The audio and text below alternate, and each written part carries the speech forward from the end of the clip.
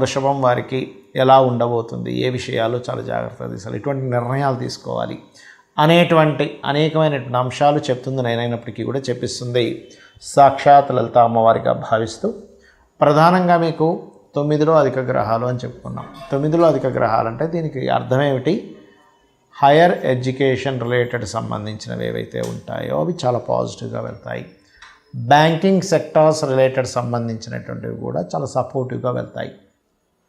గురువులు చక్కగా దొరుకుతారు. కానీ ఉద్యోగం విషయంలో ఉన్న ప్లేస్లోనే నాకు ఉద్యోగం రావాలని కూర్చుంటే మీకు ఉద్యోగ సంబంధించిన విషయంలో ఇంప్రూవ్మెంట్స్ ఉండవు కాదు కదా, ఇబ్బంది పడుతూ ఉంటారు. అలా కాకుండా వేరే ప్రాంతానికి లాంగ్ జర్నీస్ చేస్తూ, కొంతమంది చూడండి ఎక్కడో హైదరాబాద్లో ఉంటారు, బెంగళూరులో జాబ్ ఉంటుంది, వెళ్తుంటారు వస్తుంటారు, ఎవ్రీ వీక్ బస్సు మీద వెళ్తాడు, మళ్ళీ ఫ్యామిలీని కలుసుకుంటారు, మళ్ళీ లేదా 15 డేస్కి ఒకసారి, 1 మంత్కి ఒకసారి, లేదా ఒక్కోసారి వేరే ఎక్కడికో వెళ్ళి అక్కడ జాబ్ చేయాల్సి వస్తుంది. అలా మీరు కనుక ప్లాన్